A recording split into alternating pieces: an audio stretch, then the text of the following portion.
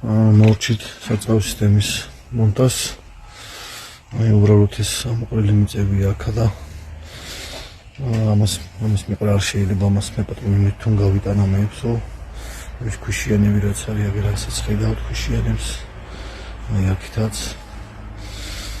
მიწას დაამატებს ეს რაღაცა ძველი რაღაც ხის არის.